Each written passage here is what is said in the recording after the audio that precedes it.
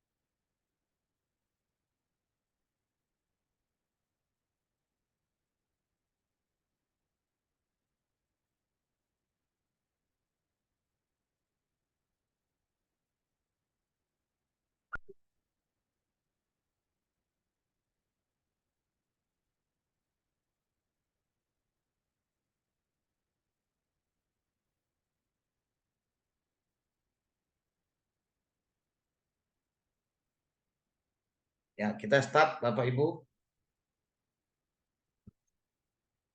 Etika profesi dan integritas ya, instruktur konstruksi. Next slide.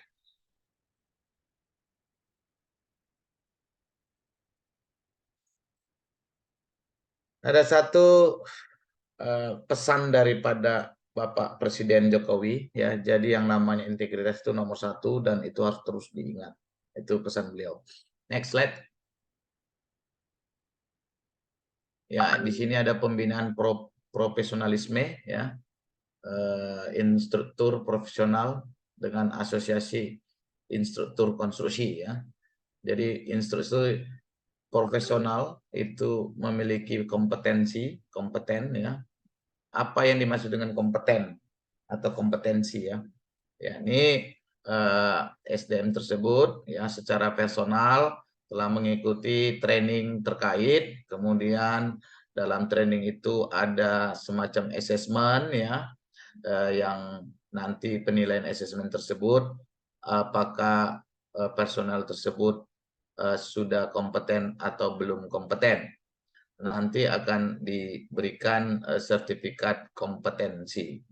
Itulah yang dikatakan kompeten. Berintegritas, yakni dalam melakukan aktivitas sebagai instruktur, semua prosedur-prosedur kepemilikan, sertifikasi, ke training berkelanjutan, dan knowledge transfer yang dilaksanakan atau yang dibagikan atau diberikan kepada para peserta memiliki ruang tanggung jawab terkait pemahaman ataupun knowledge yang baik.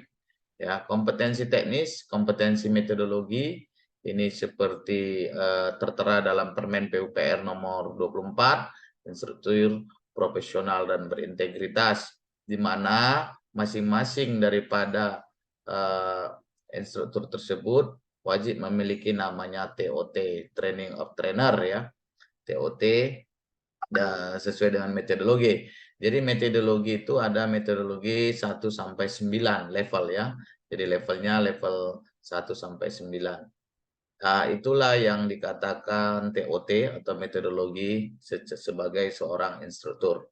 Kemudian asosiasi instruktur konstruksi itu banyak ragam ya.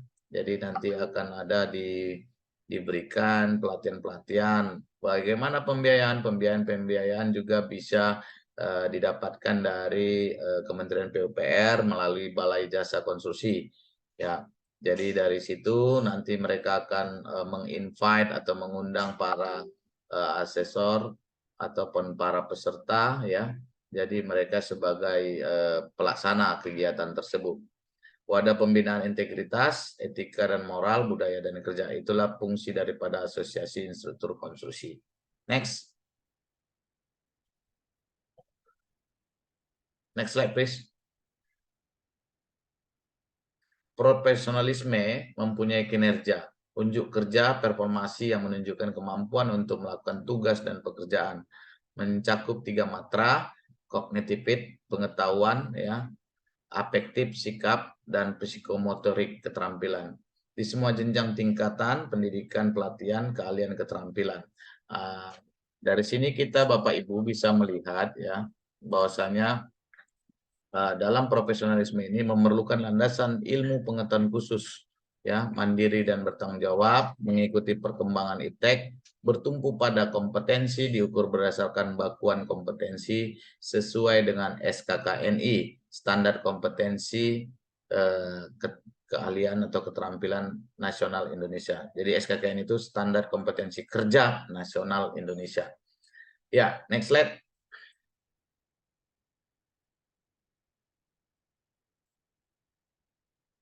Daripada temuan KPK dalam diskusi virtual 6 Oktober 2021 silam, ya, terkait korupsi infrastruktur, di mana ada celah di sana dalam perencanaan, dalam proses pengadaan, dan dalam pelaksanaan. Apa-apa saja dalam perencanaan tersebut, adanya komitmen fee telah direncanakan. Proses pengadaan, pengaturan pemenang tender, peminjaman nama perusahaan, manipulasi persyaratan lelang. Dalam pelaksanaannya juga seringkali, ya Bapak Ibu, terkait memanipulasi laporan pekerjaan fiktif, nilai kontrak dari 100%, nilai real tinggal 50%. Seperti itu. Jadi progres daripada status bisa di markup. Ya, tahun 2004 sampai dengan 2021 ditemukan 751 kasus. Kontraktor hanya mengambil keuntungan 10% sampai 15%. Setoran kepastian anggaran 7%, komitmen fee 20%, manipulasi laporan 5%. Inilah yang terjadi dengan celah daripada korupsi di dunia infrastruktur. Kalau kita lihat dari pembagian ini, komitmen fee 20%, setoran kepastian anggaran 7%. Artinya apa yang di sini kita bisa petik, bahwasanya para pejabat sudah bermain dalam anggaran ini sehingga kontraktornya mengambil keuntungan 10% sampai 15%. Sementara komitmen fee yang harus dibayarkan para kontraktor nakal sampai 20%. Ya, ini terkait juga para pejabat, baik itu dalam tingkat kementerian, kemudian gubernur, ya, bupati, wali kota, dinas, DPRD, dan kontraktor, staf ahli ataupun yang orang-orang pengambil kebijakan, ya, PPK, pejabat pembuat komitmen, PPA, pejabat pembuat anggaran dan segala macamnya, maupun tim Pokja sendiri. Jadi kong kali kong, ya, kong kali kong daripada tim Pokja atau tim lelang atau tim tender. Ya, next slide. Bapak Ibu, kita melihat sini penyebab penyimpangan korupsi pada proyek-proyek konstruksi dalam Robert Kligart, C sama dengan M plus D minus AI, corruption, markup, suap, upeti, pengurangan volume, kualitas, monopoli, pengaturan tender, penunjukan langsung, pemilihan penyedia jasa material alat, dominasi kewenangan, tidak mempertimbangkan saran staf ahli pengawas masyarakat, akuntabilitas, integritas, lemahnya pembuatan sanksi kepada hukum, mental pelaksana penyelenggara proyek, rendahnya political will penyelenggaraan proyek. Sampai di sini ada pertanyaan Bapak Ibu? Yang mau bertanya silakan di room chatting, ya. Ya. Next slide please.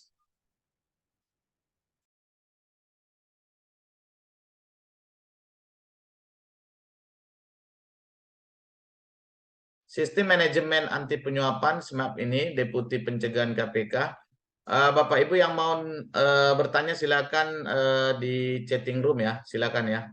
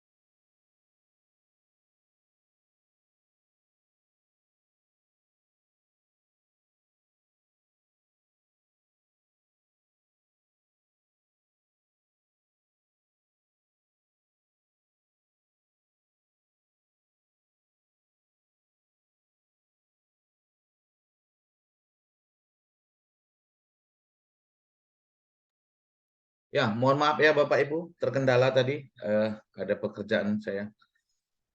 Tiba-tiba sebentar, mohon maaf ya sekali lagi.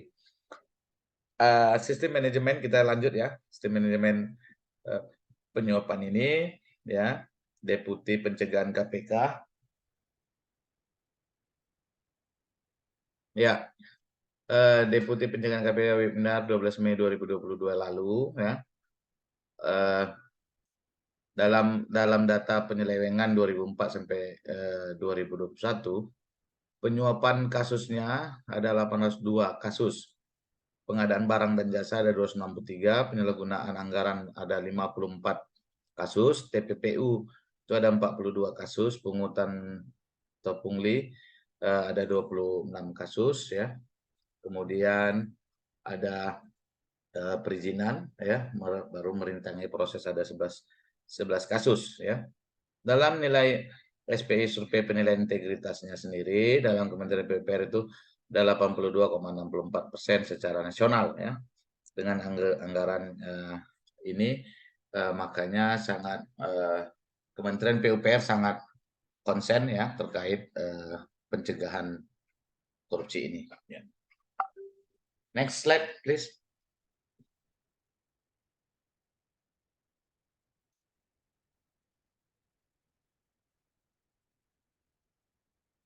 SMAP dengan pendekatan sistem ya tergantung pertama mekanisme kerja, kemudian regulasi, kemudian manusia, kemudian nilai-nilai pribadi. Sub dua sistem ini kebutuhan PS pendapat ya, pandangan hidup dan nafsu-nafsu ya.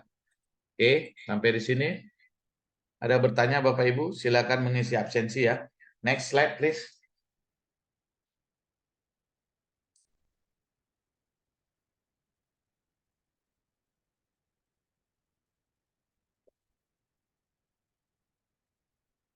Dalam pengertian etika dan moral, ya, pengertian etimologis etika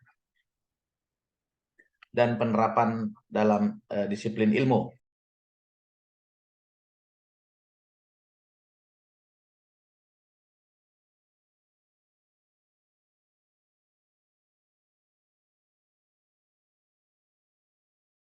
Solomon 1984. Studi cara penerapan yang baik bagi hidup manusia, aspek disiplin ilmu, aspek nilai-nilai hidup nyata, nilai-nilai dan pembenaran, hukum tingkah laku. Dalam Bertens 1983, ilmu yang mempelajari adat kebiasaan, baik itu nilai-nilai moral, norma-norma pegangan hidup, pengaturan tingkah laku. Dalam penerapan teori ilmu tersebut, studi tentang kebaikan dan keburukan perilaku manusia dari segi akal budi, praksis dalam ajarannya, pola perilaku yang baik, perorangan dan masyarakat. Ya, next slide. Pengertian etimologis dari mos bahasa Latin, ya, adat dan kebiasaan, moralitas penerapannya, pengembangan pola perilaku sesuai dengan kehendak masyarakat, meliputi aspek nilai-nilai dan aspek kehidupan nyata. Next slide.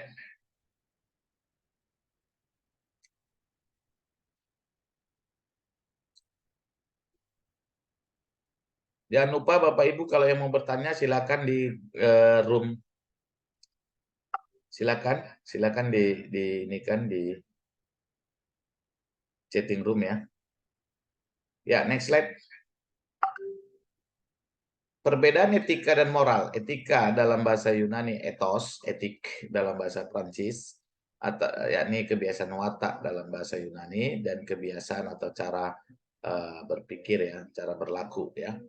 Batasan-batasan nilai normatif manusia moral ya, interaksi dari mos Latin tadi mores, kemudian masyarakat lingkungan, cara hidup kebiasaan dan nilai-nilai tertentu baik patut dilakukan maupun buruk tidak patut untuk dilakukan ya.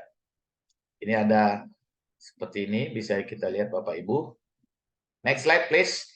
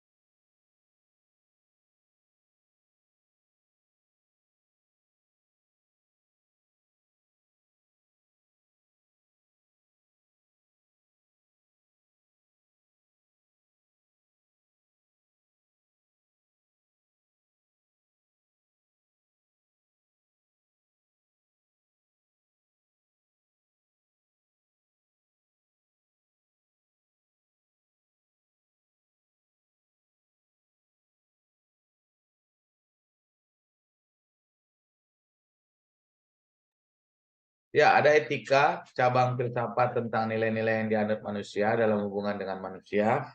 Sistem nilai baik dan buruk bagi manusia dan lingkungan. Ada moral di sini, ada penekanan pada sifat-sifat karakter individu di luar ketaatan pada peraturan-peraturan hukum. Adapun prinsip-prinsip etika meliputi keindahan atau beauty, persamaan equality, kebaikan goodness, keadilan justice, kebebasan liberty, kebenaran adalah truth.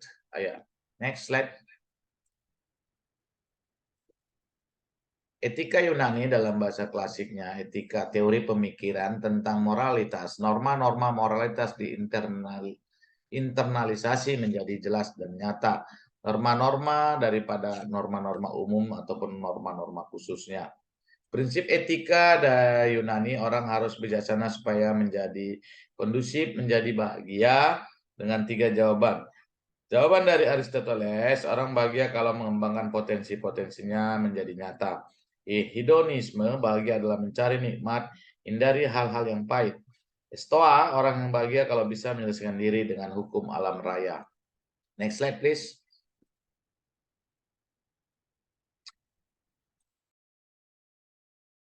Next slide.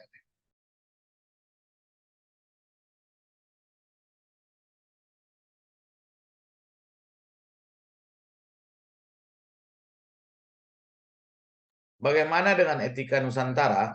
Nenek moyang bangsa Indonesia. Etika Nusantara dalam bingkai untuk mengerti ciri-ciri bangsa Indonesia merupakan budaya hidup, cara memandang dunia. Etika berkembang dari tantangan-tantangan dengan memberikan warna tambahan. Prinsip etika Nusantara yakni keselarasan. Yang arti daripada keselarasan adalah nilai yang sangat tinggi, harmoni dengan alam, masyarakat, manusia, Tuhan, alam, gaib, dan dewa akan terlindung dari bahaya. Itulah semua daripada prinsip etika Nusantara, keselarasan. Next slide. Sampai di sini ada yang bertanya Bapak Ibu, kalau yang mau bertanya silakan. Mohon diisi absensi, sudah ada di kolom chatting room ya. Bagaimana dengan nilai-nilai moral dalam Islam? Al-Ghazali, nilai-nilai moral dalam Islam bersumber pada 4 keutamaan, yakni al-hikmat. Al-hikmah, kemampuan kognitif dalam menetapkan pilihan terbaik dalam pemikiran, sikap, tindakan. Al-adalah, memiliki kemampuan pengendalian terhadap nafsu, emosi, objektivitas, kecenderungan pada kebenaran objektif. Al-ibtah, ketahanan diri dalam menata sikap dan tindakan sehingga tidak terjebak dalam ketamakan materi dan selera hedonistik. As-sayajah, keberanian secara moral untuk melakukan tugas dan kewajiban dengan pertimbangan nalar dan integritas moral. Hadis Nabi Muhammad, sesungguhnya nilai suatu perbuatan tergantung pada niat yang melandasinya. Next slide. Moral dalam pandangan iman Kristen. Nilai-nilai moral dalam iman Kristen, moral kita ditempa dari beberapa ketentuan hukum yang sudah dituliskan dalam firman Tuhan untuk mendapatkan jalan keselamatan. Pelaksanaannya menjalankan 10 hukum Taurat khususnya ke-4 sampai dengan ke-8. Apa saja isi daripada hukum Taurat dalam agama Kristen? Yakni yang pertama adalah hormatilah ayah dan ibumu supaya lanjut umurmu di bumi yang diberikan Tuhan Allah kepadamu. Kelima adalah jangan membunuh, keenam jangan berzina, ketujuh jangan mencuri, kedelapan jangan mengucapkan saksi dusta terhadap sesamamu manusia. Next slide.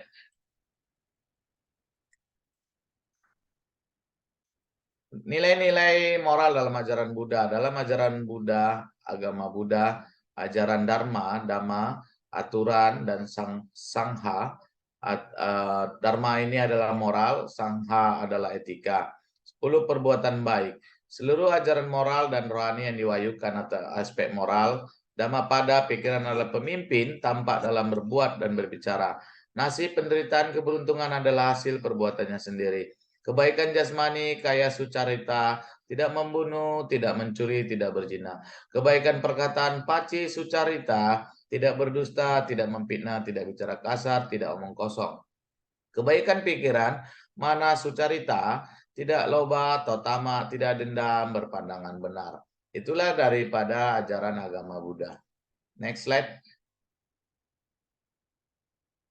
Tantangan perilaku etika dan moral, transformasi sistem digital, komunikasi tidak langsung berbasis IT, tidak ada kontak langsung, tidak terikat waktu dan tempat, kehilangan keteladanan, perilaku para orang dewasa pemimpin dengan melakukan KKN, korupsi, pola hidup hedonisme, kebutuhan etika, iliterasi, menurunnya tanggung jawab warga negara atau civil responsibility.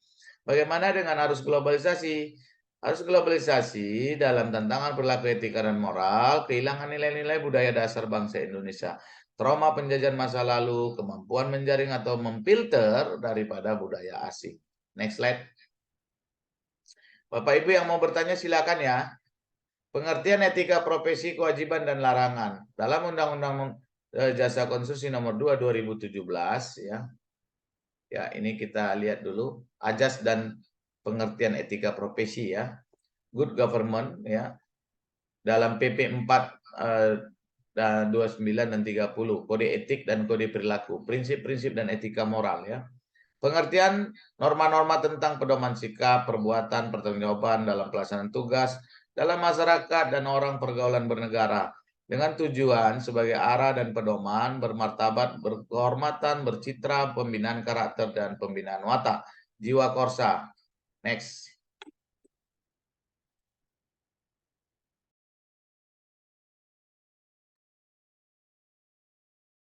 Ya, azas etika profesi, instruktur atau asesor, kemanfaatan, utilitarian ethics, memberikan manfaat bagi peserta masyarakat. Kemudian menjadi kewajiban atau duty ethics, mentaati nilai-nilai moral mengajar. Kemudian kebenaran, right ethics, menganggap salah yang melanggar moral dalam mengajar.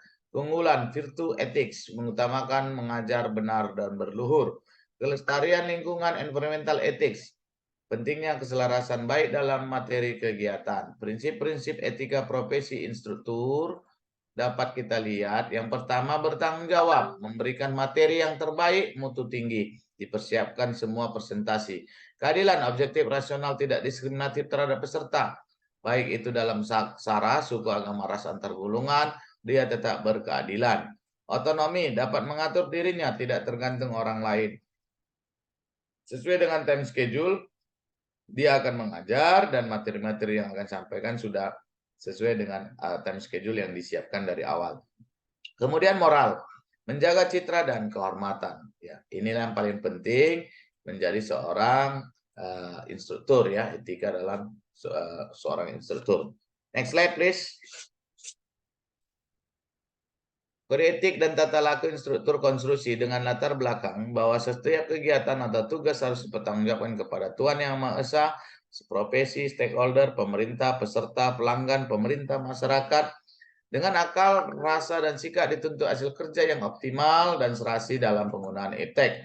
Sikap kerja untuk mencerdaskan masyarakat, bertindak untuk dan atas nama pemangku kepentingan yang dipercayakan kepadanya, sehingga dia menerapkan kode etik profesi dengan tata laku profesi, sehingga dia menjadi instruktur yang baik.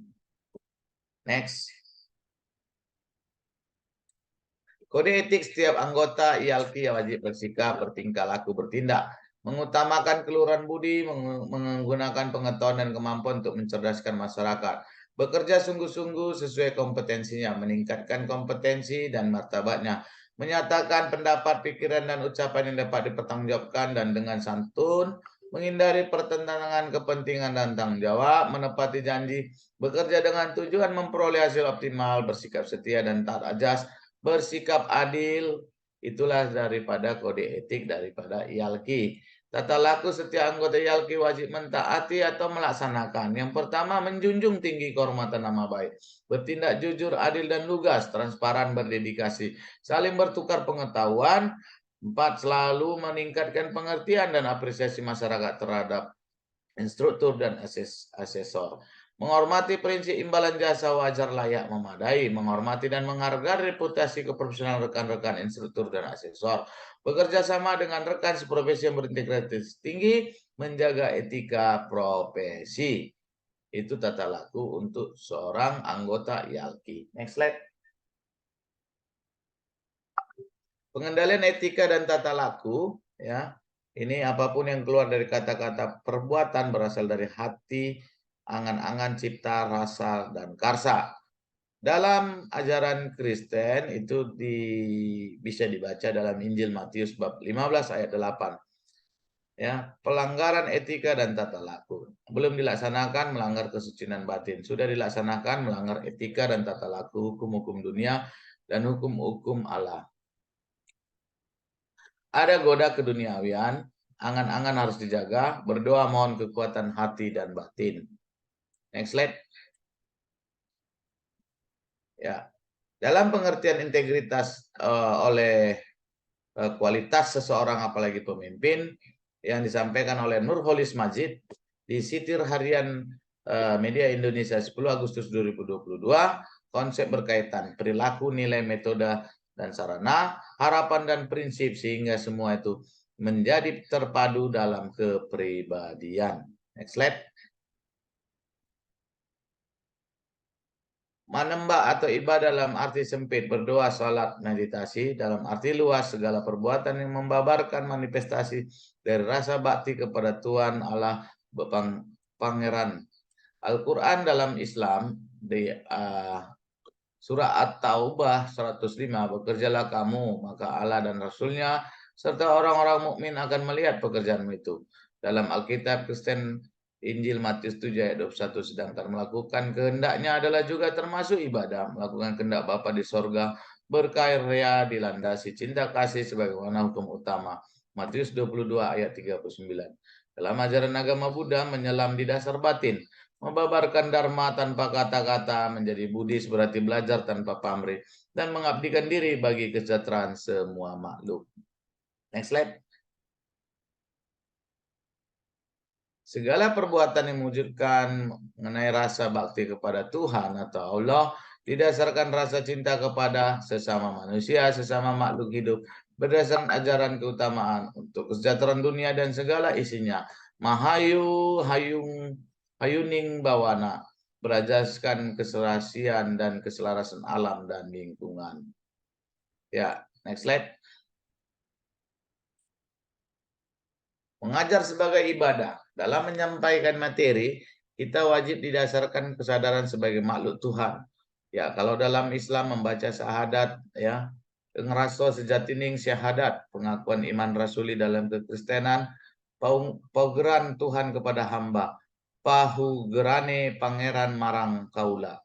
Dimulai dengan doa menembah agar mendapat ridho, dituntun perlindungan Tuhan yang widih. Niat memberikan yang terbaik, ilmu wawasan yang bersifat material, jauh dari nafsu-nafsu, pamrih, pujian, imbalan, materi godaan, dan lain-lain. Menuju budi luhur, hasil ketenangan, ketentraman, dan kebahagiaan. Next slide. Mengajar dengan sungguh-sungguh, konsep sungguh-sungguh, teman, dilaksanakan dengan tulus, ya. Mengatakan sesuatu sebagaimana adanya, gabungan kebiasaan untuk berkata dengan jujur, honesty, mewujudkan yang telah dikatakan, integrity, memberikan keberanian, ketentraman, budi pekerti, tulus. Next slide. Next. Peta jalan roadmap mengajar dengan sungguh-sungguh. Kemampuan untuk mengatakan sesuatu sebagaimana adanya, mengajar dengan sungguh-sungguh, jujur, honesty. Satunya kata dengan perbuatan, integrity, menghilangkan pamrih, ego menuruti hawa nafsu, ego sentripetal, ya. Sehingga semuanya itu kemampuan untuk mewujudkan apa yang dikatakan dengan tindakan. Next slide. Bapak Ibu sampai di sini ada yang bertanya? Silakan. Chatting room. Next slide, please. Ya, budaya kerja, pengertian budaya, way of life, Ashley Montagu Christopher Dawson. Perilaku kehidupan sosial seni agama hasil kerja, American Heritage Dictionary. Sistem, gagasan, tindakan, hasil karya, kehidupan masyarakat manusia, belajar dan belajar, kuncara ningrat. Ya. Next.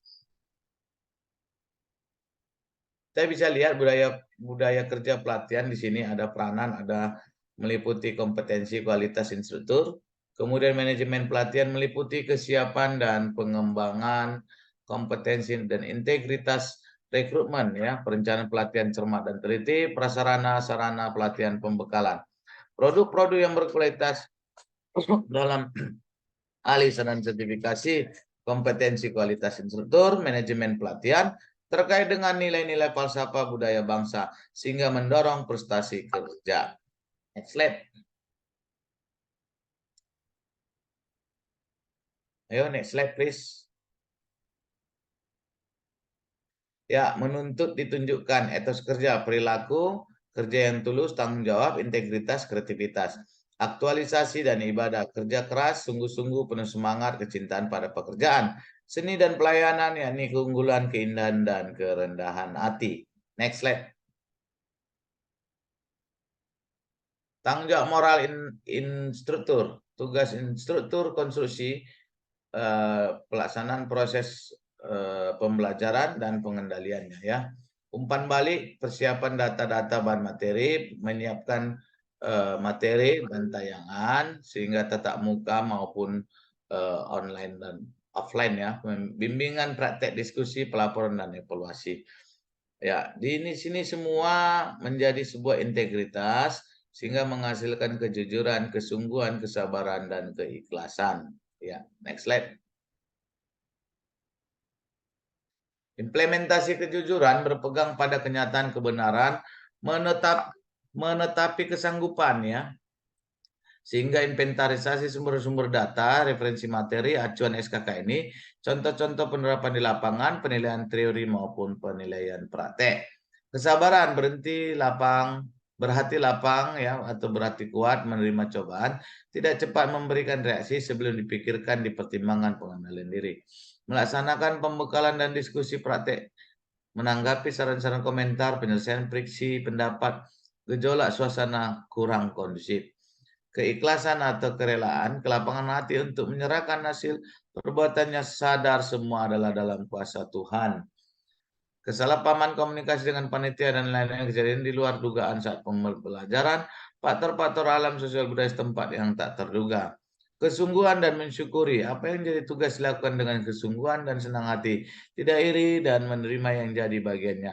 Menyiapkan materi paparan kasus, membimbing praktek, menerima penghargaan, menanggapi saran dan kritik, mengikuti tahapan-tahapan proses pembelajaran. Next slide please. Ya, di sini ada tanggung jawab moral tenaga ahli konstruksi ya, proses pembelajaran infrastruktur, tahapan atau sequencing S, pelaksanaan pengendalian ya. Di sini ada Sidelkom, pelaksanaan plan program, kemudian perancangan, desain, landasan, ya, konstruksi, pelaksanaan dan operation untuk operasionalnya ya, sehingga ini bisa menekan waktu, mempercepat waktu, meningkatkan mutu dan menekan biaya ya, sehingga kejujuran, kesungguhan dan kesabaran dan keikhlasan itu bisa menjadi satu integritas yang baik ya. Next. Sampai sini ada pertanyaan Bapak Ibu? Kita sudah ada lebih daripada 40 ya, ada 40 slide. Bapak Ibu, kami tunggu yang mau bertanya. Ya, nanti admin tolong dinikan materinya, bisa di-share yang bagi Bapak Ibu yang butuh materi. Ya, dalam pelaksanaan webinar ini mungkin ada kesalahan dan kesilapan kami mohon maaf Bapak Ibu sekalian. Semoga bisa bermanfaat ya untuk hari-hari berikutnya webinar kita. Semua tetap semangat dalam mengikuti APENAS ini. Mudah-mudahan ke depan APENAS lebih baik dan lebih baik lagi. Atas perhatian dan Bapak Ibu kami ucapkan terima kasih. Selamat beraktivitas kembali. Salam konstruksi. Saya kembalikan ke Mbak Eka ya, admin. Silakan Mbak admin. Baik, terima kasih banyak Pak.